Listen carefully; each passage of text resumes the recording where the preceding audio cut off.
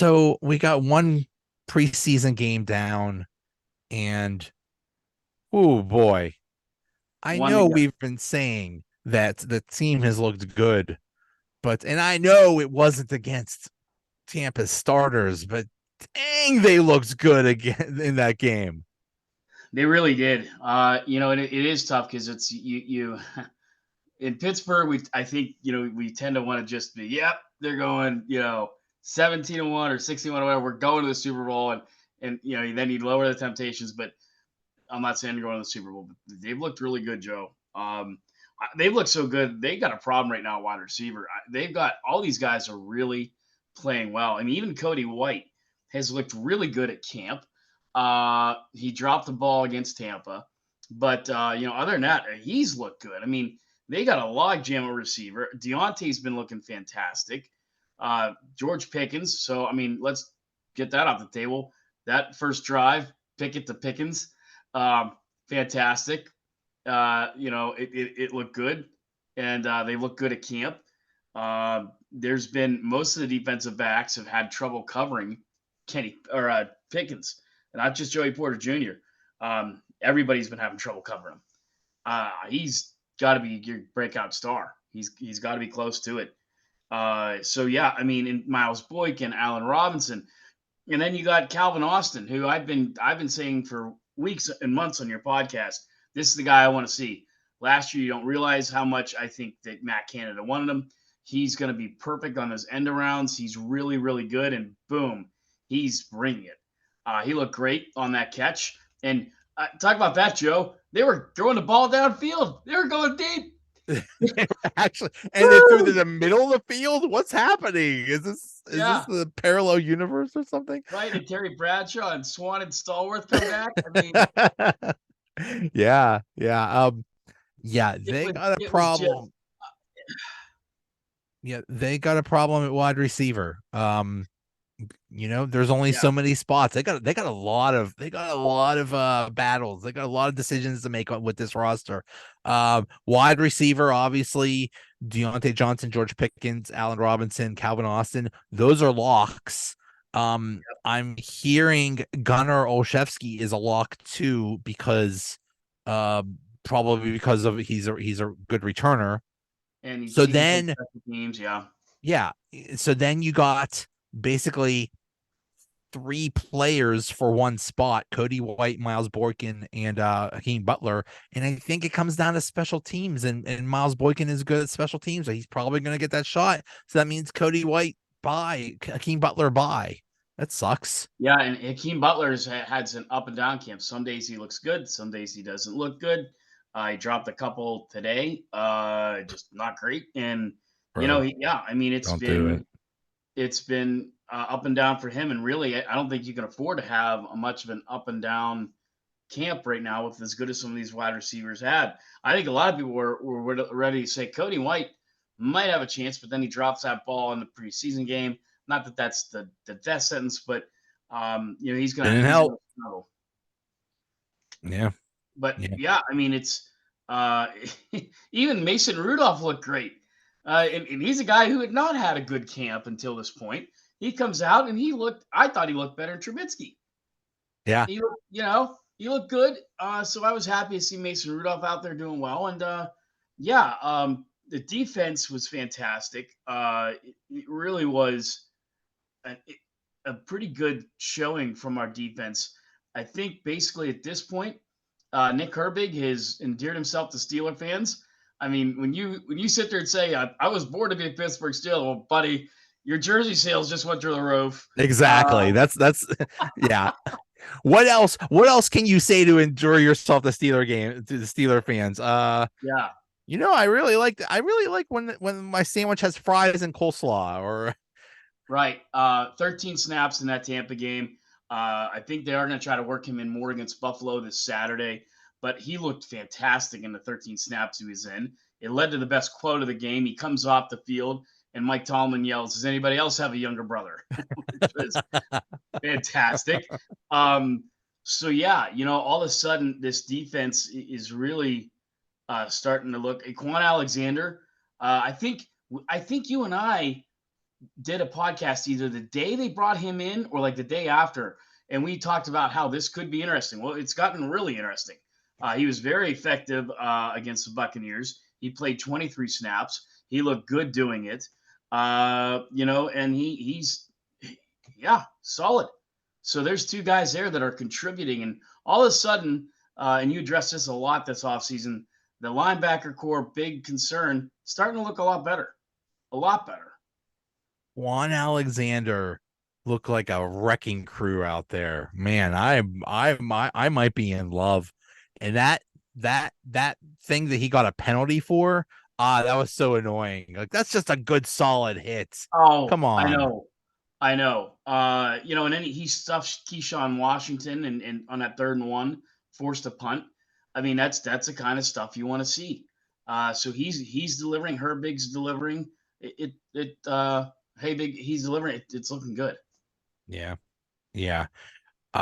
They have a big question at offensive line also, and that's Kendrick Green.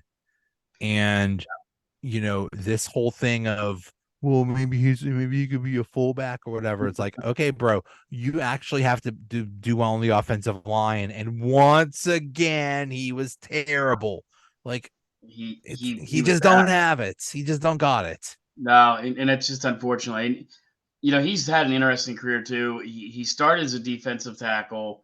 Illinois moved him into a guard. He ended up playing center guard. So he played around a little bit. And again, tenacity's there. The will's there.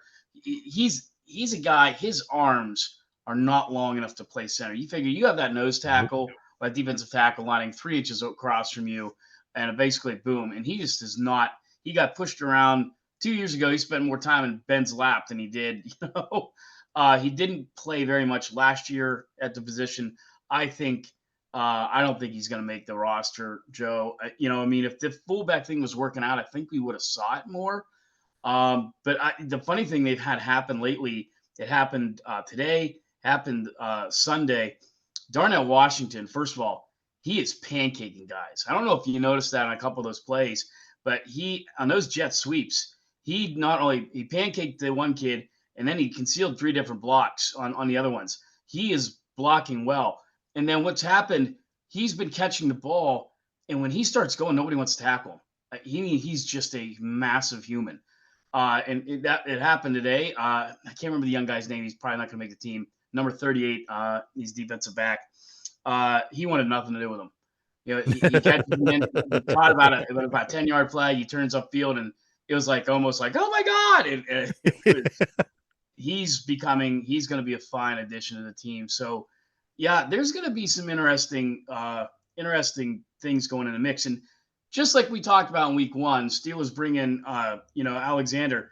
Now they bring in Xavier Valladay, who got waived by the Texans. So I thought, okay, running back, obviously Najee's coming in. You got the number 2 spot pretty much solidified. Anthony McFarland probably makes the team, but now you bring in this kid who had a tremendous year in the Pac-10. He had 16 touchdowns, 2 years over 1,000 yards rushing. For whatever reason, didn't get drafted. The Texans picked him up as an undrafted free agent. Must have not saw anything. Cut him. Steelers picked him right up. So who knows?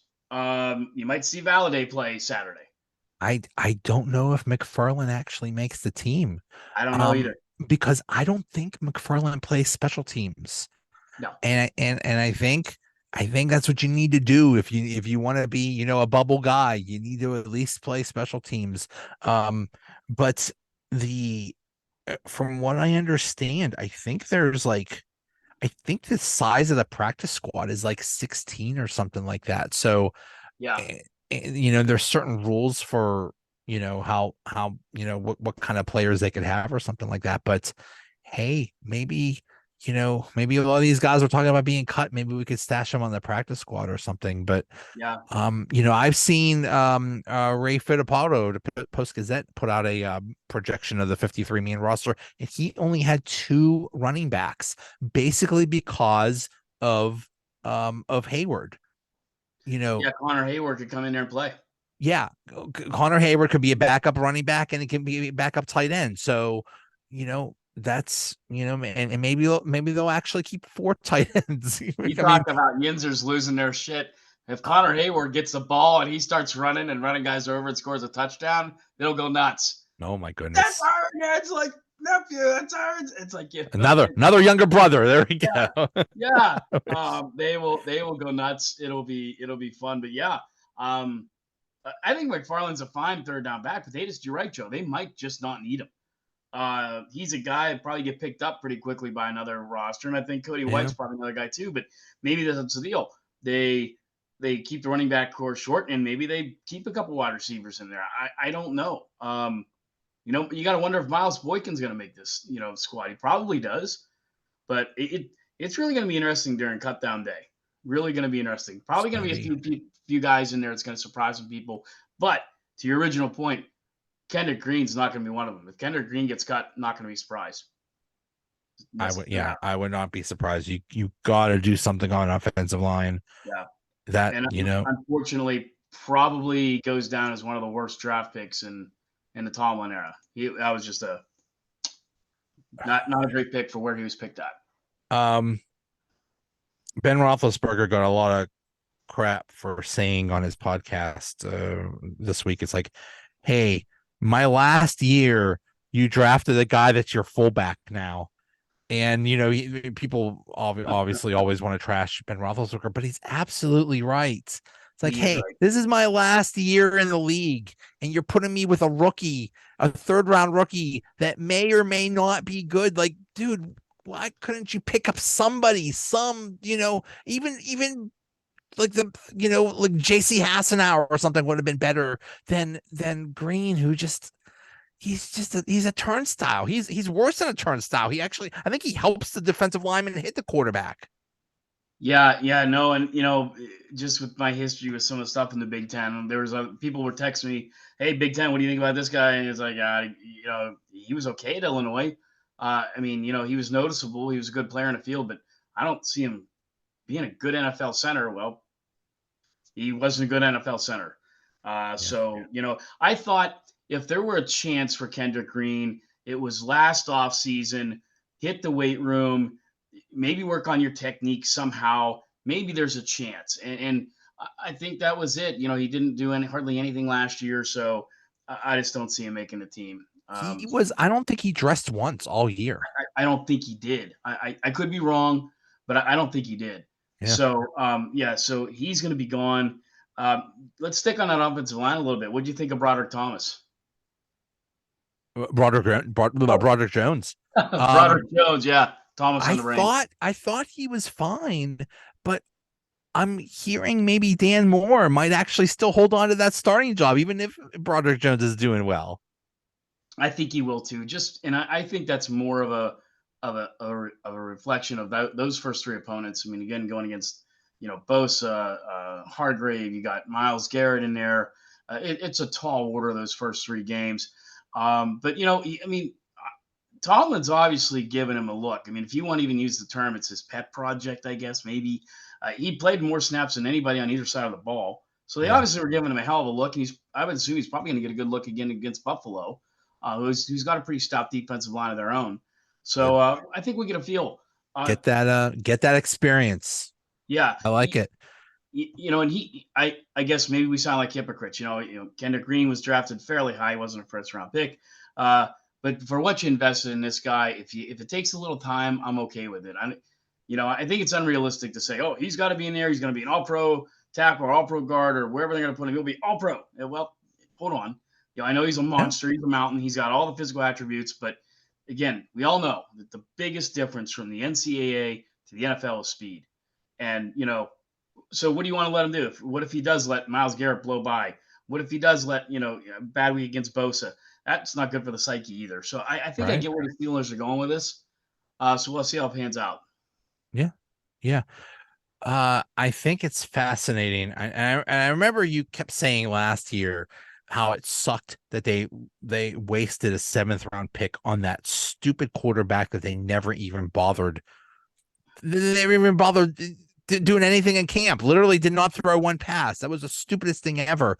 Well, this year they spent a 7th-round draft pick on that Spencer Anderson, who is basically a Swiss Army knife on the offensive line, and he's looked awesome, and he's probably going to make the team. He probably is. Well, it's like I think, and the kid that they could have had the kid that the Bears drafted, and he ended up being a starter for them last year, and was probably one of the lone shining things about the Chicago Bears offense last year. And the Steelers could have had him. So yeah, I mean, it's like we talk a little bit about fantasy football here. It's like you get down to that 14th or 15th round, you're like, all right, who do I want? Who's the Eagles' backup tight end? Yeah, yeah.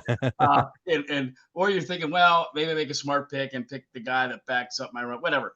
That was a throwaway pick, plain and simple. And hey, if you and I have a throwaway pick in fantasy, Joe, at Permani Brothers, we're gonna live to see the next day. You're a professional football team. You shouldn't have throwaway picks. Sorry. Yeah. So yeah, that was a yeah, big misstep. yeah. I thought Keanu Benton looked really good. That's really encouraging. He looked really disruptive. But Joey Porter Jr.'s hurt, and I really hope that it's nothing serious with that hamstring. Yeah, funny thing on that, I was going to mention that tonight. So I don't think it is because he was back in pads in practice the next day, and he did again today. So I think he's okay. I think it was just a calf thing. They were being precautious. Speaking of calves, what's going on with our buddy over there in Bengal land? Because he went down, he got shot with that calf injury. Joe Burrow. It's like, oh, it's a calf injury. It might, yeah, it could be a little bit worse. Because I'll tell you what, if Trevor Siemian has to play more than 3 games for the Bengals this year, they're not making the playoffs. No. What Right? was that? What was that report? It was, I think, Jamar Chase said something like, you know what? Just sit out the first 5 games. It's okay. Yeah. Like, bro, if he sits out the first 5 games, the Bengals are toast. Yeah, you guys are picking early next year in draft. Yeah. I'm sorry. I know you guys got this great receiving core. Trevor Siemian's not the guy to give it to you. That was Um, like the first day in practice. I was like, oh my God, Joe Burrow's hurt. I think he got carted off or something like that. I'm like, oh my God. I'm like, no, it's okay. It's just a calf. It's like, I think it's a lot more serious than that. Yeah. So to your point, I mean, is it a concern? It might be. I would be more concerned if he was still walking in sweats. And but he's suited up here the last couple of days. And to the Steeler fans that are on there, I love this. They're bashing Tom a little bit about being in pads. Know the rule, okay? When the regular season starts, the CBA says you can only practice in pads so many times. One of the reasons Tomlin does this is to get him in pads. I have no problem with it. They probably practice in pads more than any other team.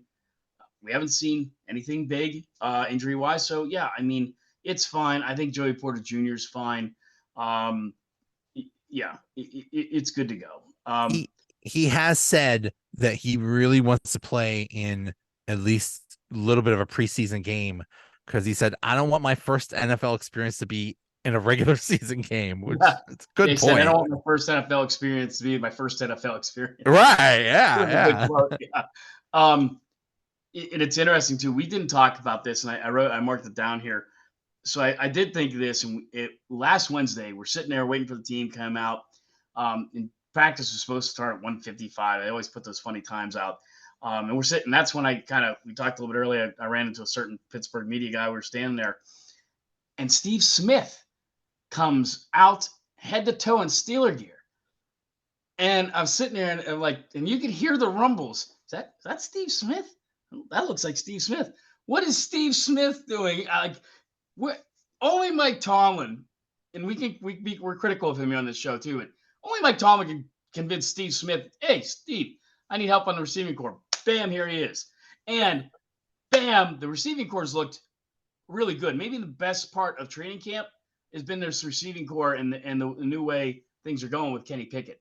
So I don't know if Steve Smith's here to stay. He doesn't show on the coaching roster, but he's there in Steeler merch.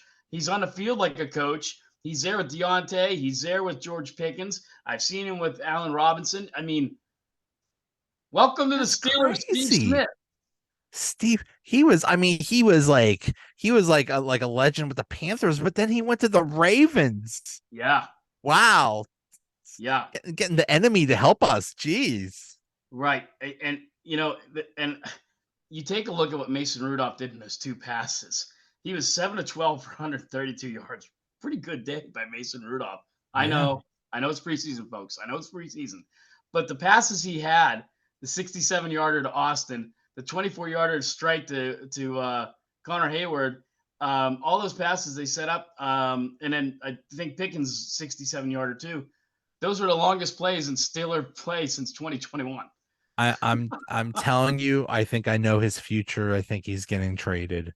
I think at some point somebody's going to be down a quarterback, and we have we got the best third string quarterback in the league. Yeah, let's go. Right. Um, I just mean I mean that was part of it, but I just mean that the receivers they're getting downfield, they're getting open. The only one that I thought in defense, I guess, of Mitch Trubisky on that interception, I think he could have got up a little bit and high pointed that ball. He jumped a little late on the route. I'd say that interception is probably 50-50 on Mitch. But most of the receivers have looked very solid.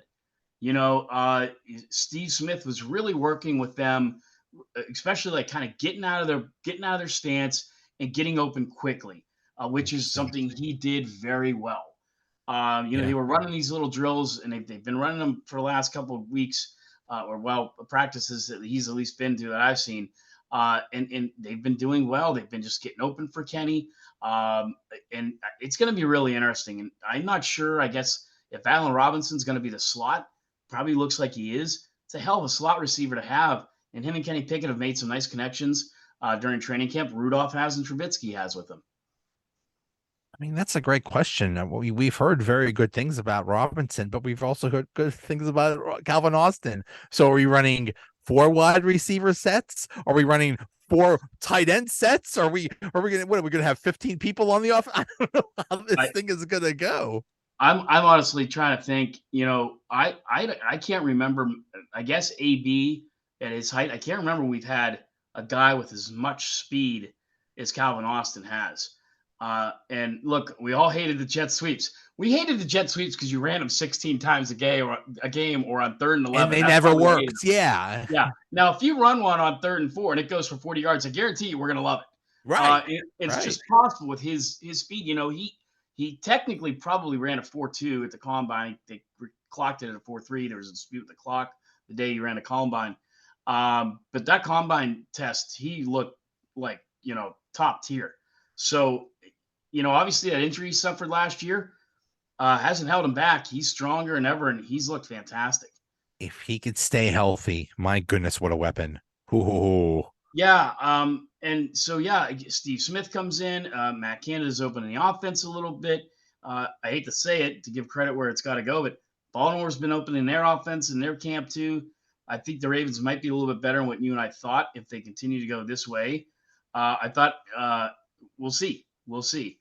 But I think the Steelers are going to – I don't think they have a choice. They got to open it up this year. And from what I'm seeing, the things they're doing, whether it's bringing in Steve Smith or going back to the drawing board, it's starting to work. So yeah, I mean, this could be a really good team. Even some of those Steelers naysayers, the big ones out there in ESPN land are starting to say, you know what, this team's looking good. Yeah. Yeah. I mean, before, during the off season, all we heard was if you were in Pittsburgh, you liked Kenny Pickett. If you're outside of Pittsburgh, you hated Kenny Pickett because all you looked at was last year's numbers. And Right. now people are, and it was just one drive, but dang, he looked good. And this upcoming game, they're probably going to play the starters a little bit more. So we'll see how that goes. Should be fun. You have Damar Hamlin coming back, and he's going to bring a pretty large Yeah. crowd. What a great story that has been with him. Tremendous young man. I hate to even reminisce about what happened last year because it really just was that scary.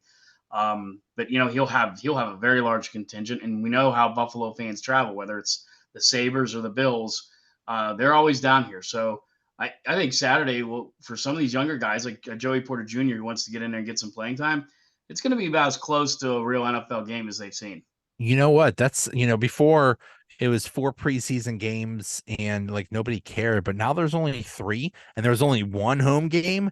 I bet that Right. thing is going to be sold out. So I think it's going to be all, not like a Steeler game, but not like a regular season game, but Yeah. kind of close. I mean, usually it's just like a joke and people don't even show up, but I think it's going to be good attendance. Yeah, and here's a little shout out to Pomp and Charlie Batch. I know you like to give out the shout outs to the Steeler fans from Ireland and South Africa and Wales and wherever it is, but I want you to recognize Chuck from Blawnox. I mean, it's Yeah. always somebody, but I just I just Now find that's that funny. funny. It's like, yeah, yeah, okay. It's easier to come from Ireland than it is to come from Route 28. Yeah, at this point it is. Yeah, like Okay.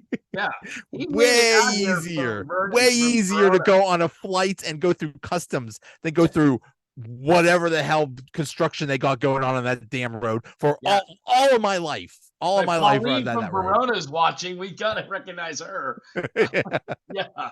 No, but it's fun when Pomp and Batch are doing it. It was kind of fun to watch that last Friday.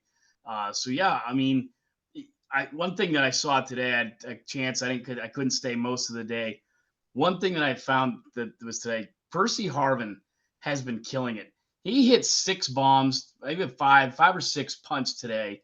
And I'm telling you, they were absolute bombs. They were exactly what you wanted. Consecutive punts, and they were end down, nose down, which is what you want to see. Um, the punting battle's been a little bit fun, but I think Percy Harvin may finally be where they really saw him at. So I think it's his battle to lose, but he's been looking really good.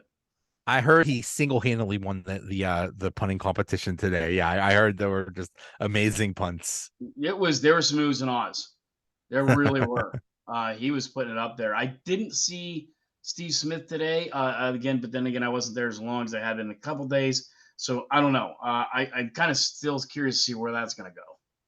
Yeah, that's weird. I wonder if the Ravens are like, dude, what are you doing over there? What's wrong with you? Yeah. That would Yeah. be like Hines Ward going to help the Ravens wide receivers or something like that. Like That would be that would hurt. that would hurt. So yeah, Joe. Saturday night, Heinz Field. Oh, sorry, Acrisure Stadium. See, I know that. I even tweeted that last week. I said Acrisure can Acrisure as much as they want to Acrisure, but everyone's gonna still call it Heinz Field unless you're in Aliquippa, who is now the new Heinz Field. Yeah. Which I happened to be at last week, and we lit that field, and it looks great. The Quips they have a whole new stadium. It looks fantastic. But yeah, this Saturday at Acrisure, it's going to be a fun environment. Were there any like ketchup bottles or anything? Yeah, they have the Heinz thing, and there's like a all right, bottle. Yeah, all right. Not the size that they had at the original one, but yeah, I mean, What an who better to amazing have story. Who better to have that than Aliquippa? Aliquippa is such an amazing story. Good for them. I mean, they're such a tiny school and they kick butt every single year in football, and it's They'll amazing. Play anybody, anywhere. Dr. Woods, he's the superintendent there. I've been working with him. He's just a great guy, big football fan. He has a super staff lined up there to take care of that field, and it's going to be fun. Their first scrimmage is this Saturday too against the Hickory Hornets of Hermitage, PA. So the red and black versus the red and black. That'll be a fun one there. But high school football getting into gear here, and that's just why this is all so much fun. Steelers are getting there preseason. Next week we get to talk about going to Carolina, which that whole stadium will be a sellout of Pittsburgh fans. That's always black and gold. And then you get to this, and we get down to the cutdowns. Who's making the team? Who didn't make the team? In high school football, throw it all in there, and it's just so much fun, man. It's college is starting pretty soon. College is starting pretty soon. Yep. Yeah. Somebody asked me who the first game. There's always something soon. I know. Penn State and WVU kick off, but that's not till September 2nd. Who's Pitt's home opener with their first opponent? I think it's Wofford or something like that. Okay, yeah. All I know is it doesn't matter who Pitt plays. It's when, and it's during Ribfest. Yes, that's the important thing. You gotta go down. You gotta go down to Heinz Field and get or Acrisure or whatever and go walk by all of those rib things with their 800 trophies. Each of them has like a million trophies that like take up the entire thing.